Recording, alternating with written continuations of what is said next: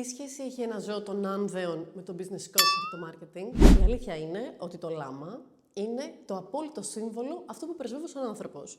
Της ανθεκτικότητας και της βιωσιμότητας. Σκεφτείτε ότι το λάμα κουβαλάει μόνο ότι του είναι απαραίτητο. Δεν σπαταλά ενέργεια, πορεύεται με σταθερά βήματα στα μεγαλύτερα υψόμετρα και στις πιο δύσκολες καιρικές συνθήκες, στα βουνά του Περού και της Βολιβίας, χωρίς να χάνει τον προορισμό του, τον στόχο του. Μετά από 25 χρόνια στον χώρο του marketing και των επιχειρήσεων, έμαθα ότι για να έχεις μια βιώσιμη επιχείρηση, χρειάζεσαι πρώτα ένα ανθεκτικό μυαλό.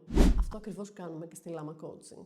Βοηθάμε τις επιχειρήσεις να ξεφορτωθούν το περιττό βάρος και να εστιάσουν στην ουσία και στη διαδρομή τους. Να χτίσουν γερά θεμέλια, να μάθουν να προσαρμόζονται σε αυτές τις αλλαγές της αγοράς και να φροντίζουν το κοπάδι τους, δηλαδή τους ανθρώπους τους, με σεβασμό. Για εμένα προσωπικά, στο τέλος της ημέρας, σημασία δεν έχει μόνο να φτάσεις στο στόχο, αλλά να φτάσεις έχοντας χτίσει κάτι που αντέχει στον χρόνο και κάτι που να έχει αξία για εσένα. Είμαι η Τζο Κοστούρου, business coach και σύμβουλος marketing και η αποστολή μου μέσα από τη Lama Coaching είναι να είμαι ο συνοδοιπόρος σου σε αυτή τη δύσκολη διαδρομή της επιχειρηματικότητας. Αν θες λοιπόν να περπατήσουμε μαζί τον επιχειρηματικό σου δρόμο, ξέρεις που θα με βρεις.